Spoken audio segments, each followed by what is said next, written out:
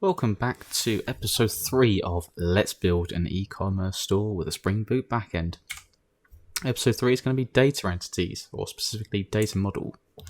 So what's the objective of this episode? Firstly, is to analyze the requirements for the data objects in their fields. Secondly, we're going to create those data objects in Java. And finally, we're going to make sure our Spring Boot app still starts successfully after creating these objects. So let's revisit the requirement from episode 1. So the website is, the website will have users who can buy an array of products in different quantities. It will hold the inventory of stock and allow users to make orders to ship to their address. Now, as we can see here, I've re-highlighted the same words we highlighted in episode 1, which focus on what the individual data elements are. So let's go over them one by one. I'm going to try and go over these pretty quickly because a lot of them are pretty self-explanatory, but I don't want to rush it too much either. So firstly, we've got the user. So every record is going to have an ID by inherently most of the time, because you need some unique way of identifying each record. So the user will have an ID. They're going to have a username to log in with. They're going to have an encrypted password stored in the database because we don't want to store someone's plain text password in the database. We're going to have the email of the user and their first and their last name. Then we're also going to have addresses. So the address will have an ID as well. It's going to have the user that it's associated to, the line 1, line 2, city, country, and postcode of the address, and an active flag. Now that active flag is going to be the default address that we should use for that user when we're going to present an order, or what their current active one is. Because if you go onto Amazon, you get a list of your addresses, you can select which one's the default. That's how we're going to do it, by active. And then we've got the products. So the products will again have an ID. They're going to have a name, a short description to display on the front, kind of like a blotter screen of all the different products. And they're going to have a long description for when you go into the actual specific product. And they'll also have a price. And obviously this price will be in a base currency. If we want to do other currencies in the future, we would do cross-currency conversions at point of display. So then we've also got the inventory. So that's going to be what product we've got and how much we're holding in stock of that product. And then finally we've got the orders. So the orders are going to have IDs. They'll have a user that the order is associated with, the address that the order is being shipped to, and then we're going to have the products and the quantities of the products that the order is compiled of, because you don't just order one product, you order multiple products. You might have 5 apples and 3 pears. So that's our data models that we've got. So we're going to keep those in mind. Now we're going to head over to the development box and we're going to start writing our Java code to represent these objects. Alrighty, so here we are back in our development box. As mentioned in the last tutorial, I am uploading the code to GitHub as a Git repository every single episode. Each episode is its own branch, but the branch name is relevant to the end of the episode. So if you want to follow on from this episode forward, regardless of the previous episode's content, if you check out the Git repository and go to episode 2's branch, you would see exactly what I have here. So let's get into it. Right, so the first things we want to do is we want to delete our test controller and test data object, since we no longer need these. They're just our little test to make sure the system is working. So we just need to delete these outright because we're not using them actually. So we're going to create our data objects as we said earlier. So let's come in here and we're going to create a new package for our data models to be held in. And what a better name than model. So we're going to create a package called model. And like I said, I'm going to use the JPA Buddy tool to propagate a lot of the code for me without having to write it all. As I said, every time there's a new bit of code generated that we haven't seen before, I will go through it and explain it. So I'm going to come down here and I'm going to go new JPA entity. And I'm going to call this entity, what am I going to call it? I'm going to call it local user. And the reason I'm calling it local user is because user itself is a keyword in SQL. So if you use the word user, it usually refers to an actual SQL Server or other SQL dialect user. And it can get confusing to Hibernate as to what it's actually referring to, and same with SQL. So by calling it local user, or you could call it, if your business is called 123ABC, 123ABC user, you're identifying that this is actually our own user. And also, if you have multiple libraries included in your project, sometimes it can get confusing as to which user you're actually using, because some libraries have their own user class. So we're going to call ours local user, and we're going to have it under the model package, and I'm going to give it a long ID. Now you could use integer. Long is a bit of a lengthier usage space of ID numbers. You could use UUID, however I'm not too well versed, so I would recommend doing some of your own research before deciding to commit with that. The other embedded in a string, they're more if you actually want to do your own kind of ID generation. But I'm going to do a long, and I want it generated by an identity. So here we go. Built up my first entity using the JPA buddy tool. I'm going to hit OK, and that generates me a Java class. So I've got a Java class called local user. It's got a variable called ID and some getters and setters for that ID. I've also got @column, which describes that this field is a column. It says the column's name is ID. It is nullable, false, meaning it can't be changed. Sorry, it can't be empty, sorry. I've also got @generated value, which indicates that this is being generated using the identity strategy. And I've got the ID to say that this is our primary key, our identity of the entity. We've also got up here @entity to say this is a persistable entity. I want you to be able to save this, and @table to declare that this is the information about the table we're storing it in. So the name of that table is called local_user. So here we go. We got our first little entity built up, but there's no real data in it. So let's add some data into it. So we've got basic type. Our first one is username. Again, you want to kind of basically have an idea from business point of view what it is your maximum lengths are, what your mandatory, non-mandatory fields are. So every field I go in here, I might select 255 for the length. I might make this a mandatory field, but your business or your use case may not be that. So have a think about what your business case is. Refer to your people in the product team of your company, or refer to the customer the client that you're dealing with.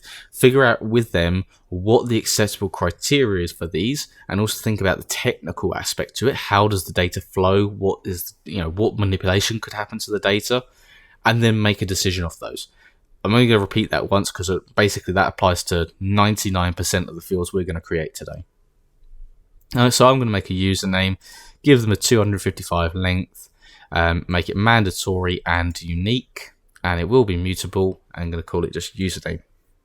And then we go to another type. That one's called password. Now, as we said before, it's going to be an encrypted password. However, just because it's encrypted doesn't mean we have to describe it's encrypted in the database. That's a given, so we're just going to call it password. I'm going to give it a 1000, if I enable numpad, I'm going to give it a 1000 length just because we're encrypting it. So it's not just the length of our password validation, but it's also the length of the password validation after it's encrypted. And that's going to be mandatory, but it's not going to be unique. And we're going to keep on adding them. So we've got email. I know that maximum amount of email characters should be 320. It's going to be mandatory and unique. And a basic type here. We've got first name. I'll leave it as 255. It's going to be mandatory but not unique. And we've got last name. Mandatory but not unique. As you can see here, it's generated all these variables for us, and it's added the @column for us. You can see it's given all the fields names. It's said that they're not allowed to be null. And for some of them, we've got a uniqueness here. We've got a length here. We've got a uniqueness and a length. So this is how you build up the description of how the structure is laid out in SQL.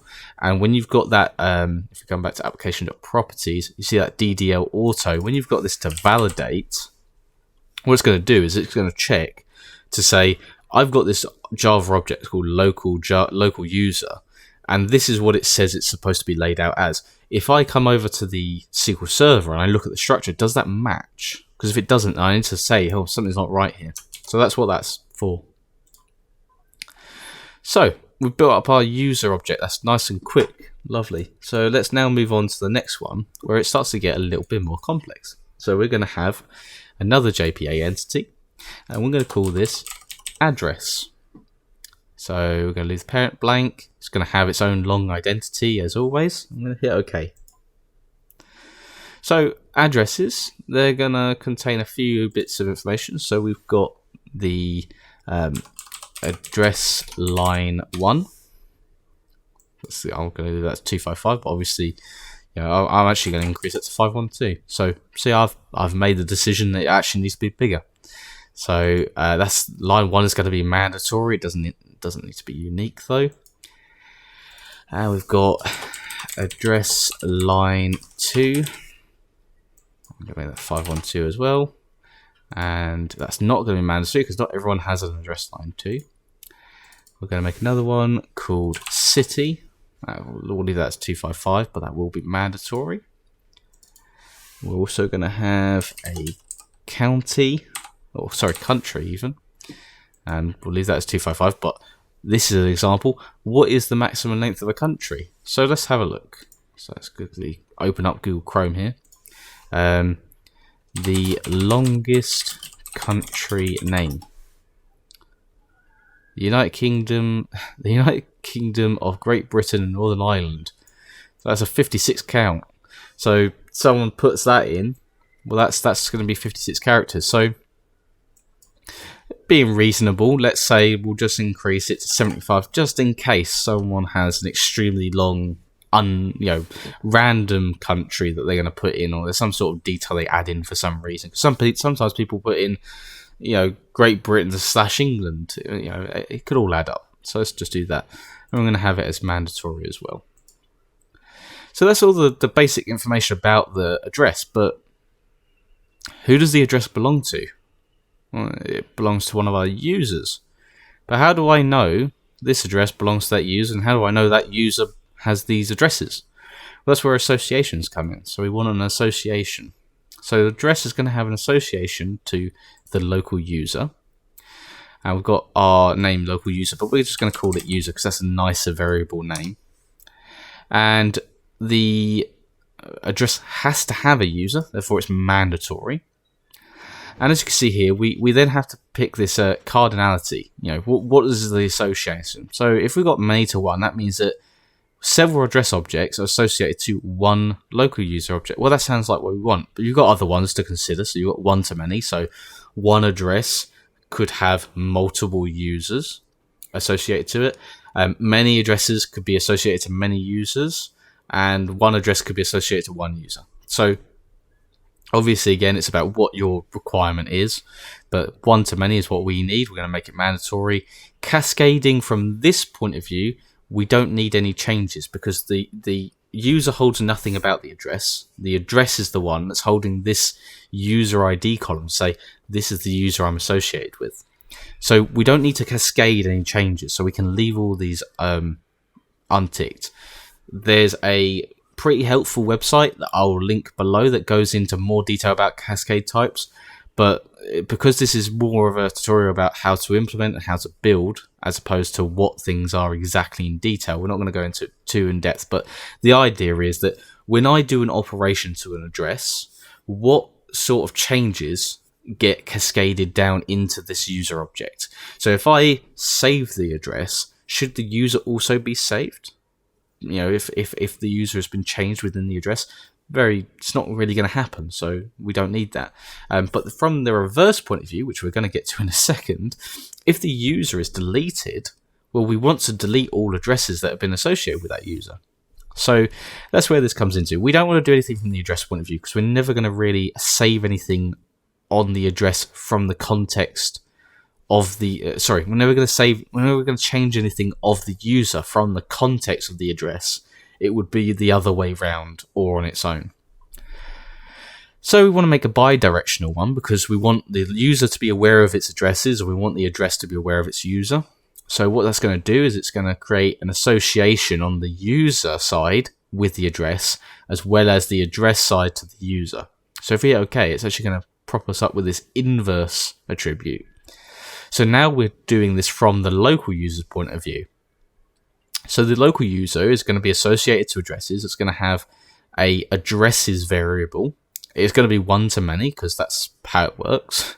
And orphan removal, what that means is that if we have a list of 5 addresses and we remove one, what do we do with that one? Do we remove it from the association, or do we leave it there as kind of like this orphan record, which doesn't quite work? Well, because we don't want anything left over, we do want orphan removal because we don't want any objects left over that aren't actually there. If we remove something in the Java object, it should be removed from the database. And then we come back to our cascade type. So when we save a user, do we want to update the addresses? We don't need to save the addresses because we're not because that will be a separate endpoint. You have an endpoint to update the user and an endpoint to update addresses on our system. If you were to update the addresses within the user endpoint, or you would save the user and want those to be reflected. So again, this is about what your use case is. But for us, we don't want to persist things. We don't want to merge things because that doesn't really work with what we're doing, but we do want to remove, because when we remove something from the list, we want that to be reflected. We want that to be deleted from the database. When we remove the user, we want the address to be removed. And I prefer using lists. I just prefer that data type, but obviously you can use any collection set that you want: set, collection, or list. So you can specify an order by, but I don't need to do that right now. And you've got a max by as well. So just hit OK. So there we go. Let's look at the codes generated. So in the address one, we've got a local user called user, many to one, optional false, a join column of name, user ID, and nullable as false. If we come over to our local user object, we now have a list of addresses called addresses. And we've got a one-to-many, matched by user, cascade is to remove, and orphan removal true. Now, when we get into this later, when we try and do some performance tuning, one thing that you can look into is fetch types, because when you've got a list of addresses, every time I load the local user from the database, it's going to load every single one of those addresses. And I don't necessarily need that because I may only be looking at the password for the user. So you can set the fetch type to lazy, for example, and it won't actually fetch that unless you call the getAddresses method. But we're going to look at that further down the line. So to get the ball rolling, continuing the episode, let's create our other entity. So our next entity is a product. So we can see here, we've generated that, and then we want some basic type. So we've got a name of the product. That's going to be mandatory and unique. We've got a short description of the product. That's going to be mandatory, but not necessarily unique. A long description. We're not going to make that mandatory or unique. And then we've got a price, which we'd set as a double, because you could have £1.50, 1.5 as the price. That would be mandatory, but not unique. So there we go. We've built up our product. Really simple and quick. Same as before. It's basically the same stuff. Variable with an @ column above it. So what's next? Our next item is our inventory. So let's make that inventory. So this is another association that we're going to have. So we're going to have association to product. We're going to make this a one-to-one because you're only going to have one inventory batch for one product. It's not batch, but one inventory count of one product. The reason we're doing this as a separate object is just because where it's a separate table and you've only got 2 columns, it's really quick to like make edits, to query it. It's a performance-based thing. If I know I have product 5 and I need to know how many of product 5 I've got, well, I can quickly go in, query that, and it'll come back in it'll come out really, really quickly. But if I've got to load up all of the product's information, the image about it, the short name, the long name, the description, all of that, if we've got to load up all that data, it doesn't matter now when we've got a tiny little application. But when you start scaling it, it does add up. So we're going to one-to-one. It's going to be mandatory, and it will be unique. Orphan removal, we'll tick that. The inventory we don't want to. We wouldn't be deleting the inventory, so we're not going to make a cascade on that. But we do want a bi-directional. So we've got the product knowing about the inventory and the inventory knowing about the products, but the inventory is the one mapping it. So product ID. We can go here, we see inventory. We're now doing the reverse one. So we want a cascade removes. We don't need to cascade saves because they would be separate. And that's obviously mandatory as well. And save. So we've got our product here inside inventory. And then inside product, we've got our inventory. So that's nice and simple. It's all kind of laid out. And then finally, our final bit of data is orders, right? Now, we don't want to call it order because order is a keyword in SQL. So we're going to call it web order. Just something to differentiate it. Just doesn't have to be web order. Could be anything you want to call it, just not order, because order is going to be a conflict in SQL language. So web order, maybe in the future you have, I don't know, back office orders that are put in through an external company or something, and then you could separate them, But yeah, so web order, and we're just going to hit OK. So you can see that's built up our order, and we're now going to go to what do we have on our order table? I'm just checking here. So we've got an association, so a user. So you're going to have many orders to one user. It's mandatory. Not going to be unique. We don't want to cascade anything into that.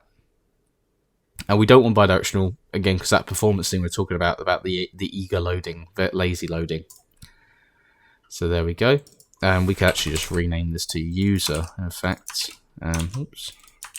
So we can just call this user ID and get user. Set user. There we go. So just refactored that to say user instead of local user, just because it's a bit nicer, a bit smaller of a name. And then also we need address. So again, many to one. So many web orders associated to one address because we have it mandatory. We don't need it unique. We don't need it cascading. We don't need bidirectional, but that's all nice and simple. And then finally, we have our products to our quantities. So for each product, how many of that product are we fulfilling in this order? Well, the thing is, you could put in a map here, but how are you going to store that? Because Hibernate isn't particularly keen on maps and stuff like that. If we go into basic type, there's no map in here. It doesn't allow us. We could have an element collection. I'm not particularly familiar with that one. Then there's embedded, where you can make your own little kind of embedded type of data. But what I think is traditionally better is if you just have a separate table holding it. So web order quantities. So that's another table just called web order quantities. ID, we have an association to the product. So many web order quantities are associated to a single product. That's going to be mandatory. It's not going to be unique. It's not going to cascade. And we only need it one way. And then we can just have a basic type, which is a integer for the quantity. Make that mandatory. So now we have this quantities object, which has product and quantity inside of it. We now need to relate that back to our web order itself so that it's aware of it. So we've got a web order. We're just going to rename this to order just so it's a bit more clear. And it's going to be many to one because you're going to have many quantities to a single order. So it's going to be mandatory. You don't need uniqueness. You don't need to do cascading because we're not going to delete anything on. Not going to delete anything from the quantity side. We delete from the order side. We want this bidirectional just so that we can get it from both sides. So we're going to hit OK, and now we're doing the inverse. We want to make sure that we are ticking the remove one, because if we delete an order, we want to delete the quantities. It looks like I spelt that. Oh no, I haven't spelled that wrong. There we go. We want quantities there. Or for removal, we want that on list. There we go. And we're not going to order it by anything specific. And we're just going to hit OK. And as we see in the quantities one, we've got our order. And in the order, we've got our quantities. So if I have an order in my hand, I know the user is in here, I know the address is in here, and I know to get all the quantities out, I've just got to take this list, iterate through, and I go, for this product, I have this many being bought. So there we go, that's our entities built up. So that's objective 2. So we did objective 1, reflecting on what the requirement was. Objective 2 was to build up these entities in Java, and the third one is to test it. So if we just start our little application up, you can see that's building in the bottom, loading up all of these bits and pieces. No errors, that's really good. Completed initialization. Now if we go into SQL Server Management Studio, I'm going to click on tables and hit F5 to refresh. We've got all of these tables been generated. That's brilliant. Now we've got our test data object from the last episode. We can right click on that and just delete that because we don't need that anymore. We've got all of these, so we can look in web order. Let's select that. We can see we've got our ID, the address ID, and the user ID. We can look at our quantities to see that we've got ID, quantity, order, product ID, and then we can also look at our user, and we can see ID, email, first name, last name, password, username. So there we go. We have now built up all our entities. We've verified that they're there. So I'm happy to say that that's the end of this episode. So thank you very much for watching. The next episode will be on user registration. So we're going to open up somewhere on our REST endpoints to say, please submit your data here to register. And then we're going to take that data in, create the user, save it to the database, and then register that user. So that's what we're going to do next episode. And then going on there, we're going to continue with the authorization route to build up our user login and etc. So that's the first episode. That's the episode 3 done. Thank you very much for watching. I'm going to be annotating code after episodes with Java docs and uploading it to Git. So when you look at the Git repository, you'll see the Java doc, but during the episode, I'm not going to write it because it takes a bit too long. Again, you can find the playlist of all these videos on my channel. Please feel free to subscribe and like the video, and thank you very much for watching. I'll see you next time. Hi there, just a after recording note. During the recording, I created the inventory object as you see in front of you. However, I forgot to add the quantity field. So that's the integer quantity to hold how many of the product we have in stock. So that's just an integer. It's a field called quantity, and it's not null, it's a mandatory field. That's just to be added on because if you are following along by coding it yourself, I don't want you to miss this out and then the next episode it just appears out of nowhere. Again, thank you for watching, and feel free to subscribe and like the video.